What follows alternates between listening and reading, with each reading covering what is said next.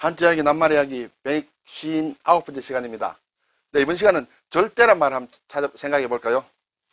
많이 쓰죠? 절대 그렇지 않다. 절대 없다. 난 절대 그렇게 안 할 거야.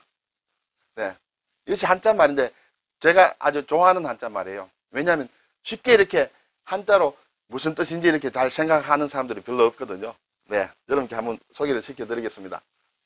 절대, 끊을 절, 대할 대 또는 대답할 대 이렇게 적겠습니다. 네, 글자가 좀 기울어졌네요. 자, 끊는다는 것은 사람이 칼을 가지고 실을 끊는다는 모습을 끊는다 이렇게 했습니다. 그래서 가는 실사, 가는 실멱을 썼습니다. 그리고 뒷부분은 이렇게 빗색이지만은 사실은 빗색이 아니라 원래는 위에 칼도가 되겠습니다. 칼도가 되고 이렇게 되어 있습니다. 아랫부분은 이렇게 무릎을 꿇는다는 그런 뜻이죠. 무릎 꿇은 모양이에요. 무릎 꿇은 모양의 글자가 우리가 병부절도 있고 같은 글자입니다만 이 모양이 좀 변한 모양이에요. 그래서 무릎을 꿇는다는 글자예요. 무릎을 꿇고 칼을 가지고 실을 자르는 것이 끊을 절이다. 이렇게 보시면 돼요.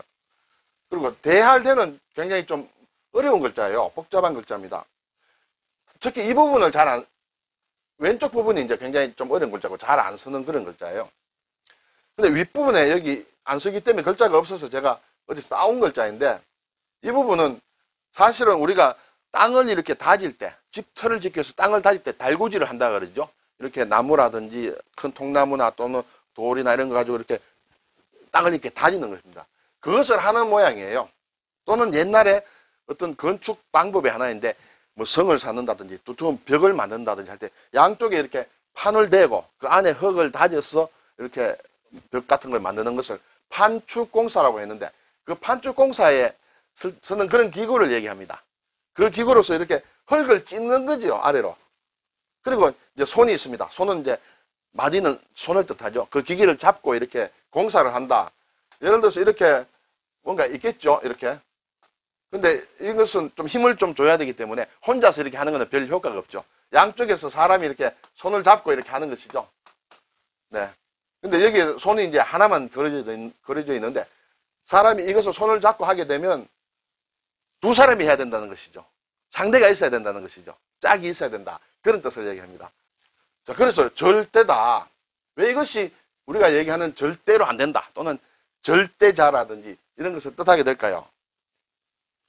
자, 사전 한번 보면 주로 일부 명사 앞에 쓰여서 대립되거나 나와 대립되거나 또는 비교될 것이 없는 상태다.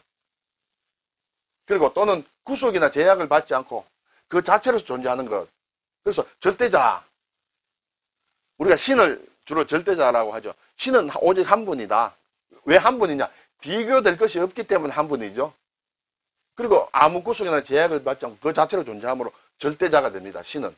그럼 그것이 이 글자와 어떻게 관련이 되느냐? 이 달구지를 할 때 두 사람이 함으로 이 글자 자체는 짝이란 뜻이 있습니다. 짝이 없다는 뜻이에요. 짝이 끊어졌다. 끊어졌다는 것은 뭐 끊는다는 뜻도 있지만은 더 이상 없다는 그런 뜻도 됩니다. 그래서 절대는 짝이 없다는 얘기예요.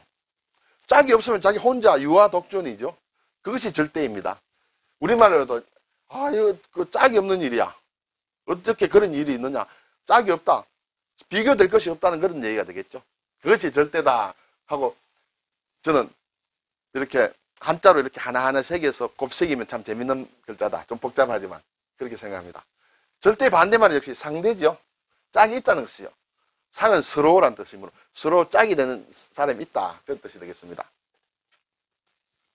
자, 간단하게 몇 가지 낱말만 살펴보겠습니다. 절경이다 하는 것은 굉장히 경치가 좋은 것입니다. 경은 볕경으로 경치를 얘기하죠. 이보다 더 좋은 경치가 없다는 뜻이에요. 이보다 더 좋은 것이 없다. 절경이다. 없는 경치다는 뜻이에요. 더 이상 더 좋은 게 없다. 절견은 교제를 사귐을 끊는다 하는 것이고 절현은 악기 줄을 끊는다는 뜻이죠. 절현.